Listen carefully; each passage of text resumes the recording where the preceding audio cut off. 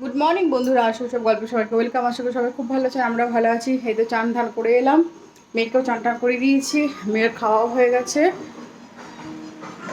এখন খেলা করছেও। এই এবার আমি রান্নাবান্না করতে যাবো, ফলি ভাজা করব, কুমড়ো আলুর তরকারি সব কিছু দিয়ে একটা করব নিরামিষ। আর হচ্ছে ভেন্ডি ভাজা হয়ে গেছে, ভাত হয়ে গেছে, ডাল সিদ্ধ বসাবো, একটু টক দই দিই, এই সময়ও খাই। এখন 10টা বাজে না, একটু খাও। গরম বলে ওকে জামা টামা খুলিয়ে রেখেছি, এত গরম সেই জন্য।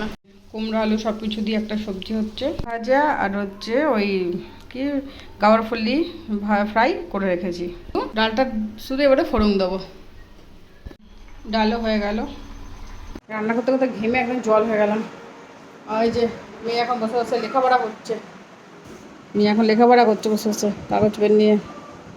মেয়েটা আমার ঘুমিয়ে পড়েছে, কারণ অনেক সকালে উঠে তো সেই জন্য ঘুমিয়ে গেছে, আবার উঠে যাবে একটার মধ্যে।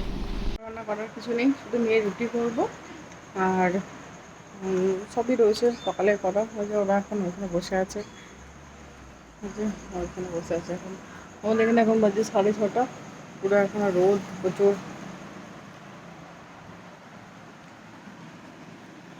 সাইকেল চালাচ্ছে, একবার এদিক যাচ্ছে একবার ওদিক যাচ্ছে, এই করে বেড়া।